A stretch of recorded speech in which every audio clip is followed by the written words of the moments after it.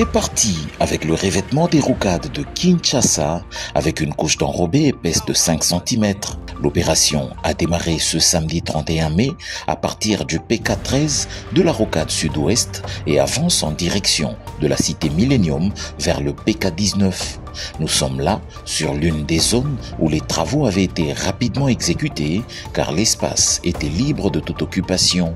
À son arrivée sur les lieux, le ministre des Infrastructures et Travaux Publics, Alexis Gisaro Mouvouni, venu assister à cette étape cruciale de cette réalisation du gouvernement de la République, est accueilli par le directeur général de l'Agence congolaise des grands travaux, structure qui est son maître d'ouvrage délégué sur ce projet, l'ingénieur Nico Nzaou. Le ministre reçoit juste après les explications sur l'évolution des travaux qui atteignent ce jour cette étape de revêtement, une avancée qu'Alexis Gisaro salue.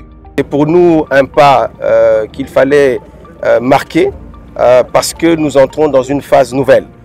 Nous avons vu comment la nature a été transformée ici, les travaux de terrassement, des grands travaux de remblai et les assainissements ont été faits, la couche de fondation, la couche de base et aujourd'hui nous arrivons à la phase finale pour la construction de cette rocade pour cette section qui est une section qui a été libérée, qui est libre de toute occupation. La visite du projet se poursuit avec un arrêt à la jonction de la rocade sud-ouest avec celle sud-est à hauteur de Mitendi, entrée Kingantoko. Ici, un échangeur à 3 niveaux sera construit afin d'éviter un conflit entre le trafic qui vient des rocades et celui de la route nationale numéro 1. Bien évidemment, il y a ici, comme à certains endroits de ce projet, des contraintes majeures liées aux expropriations. L'expropriation est un défi majeur dans ce projet.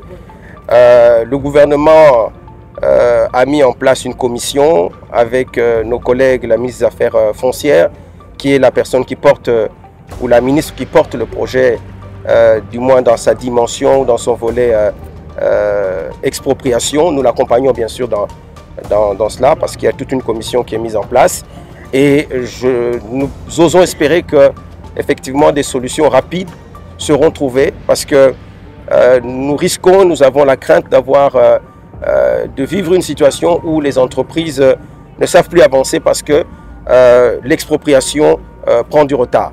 Mais nous pensons que des solutions idoines vont être apportées pour accélérer ce processus et que la route ainsi que toutes les emprises soient libérées de toute occupation.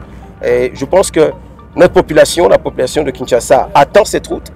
Elle-même, elle veut voir cette route arriver. Donc, les habitants qui vont subir ces expropriations nous semblent être dans de bonnes dispositions.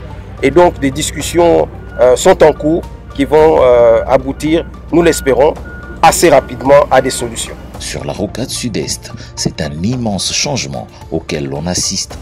Une ouverture de l'emprise avec un rechargement en cours a été pratiquée du PK11 plus 500 au PK37 plus 500, soit 26 km concernés. Les localités Kikimi et Bouma chez Antoine Gizenga sont ainsi traversées par cette immense piste à 4 voies qui deviendra sous peu une route revêtue. Le résultat est qu'il est déjà possible, avec le tracé du projet, de rouler de l'entrée Kingantoko jusqu'à quelques encablures de l'aéroport de Njili à la sortie de l'avenue Ndjoku. Le planning des travaux prévoit un revêtement complet de 73 km d'ici à fin 2017. Un pari que tient à relever à tout prix l'Agence congolaise des grands travaux.